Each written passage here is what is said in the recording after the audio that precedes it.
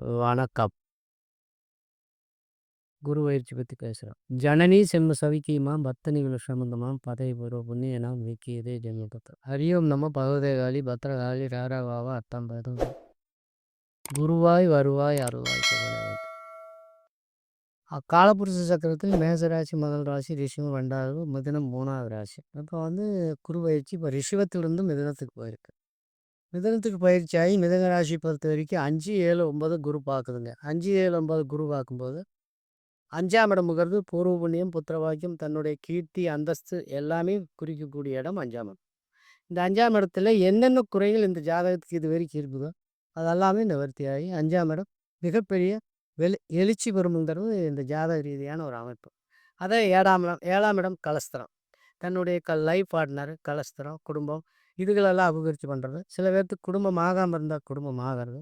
சில பேர்த்துக்கு இது வரைக்கும் கல்யாணம் வரனே வரல அப்படிங்கிறவங்களுக்கு அதே வயசுக்கு தகுந்த மாதிரி கல்யாணம் வர்றது. இதெல்லாம் ஒரு சிறப்பு தருணங்க.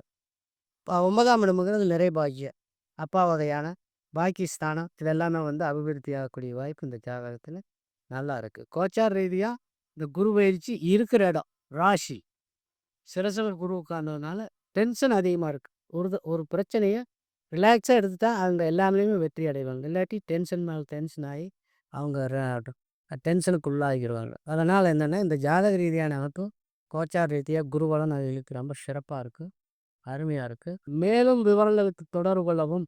நன்றி, வணக்கம்.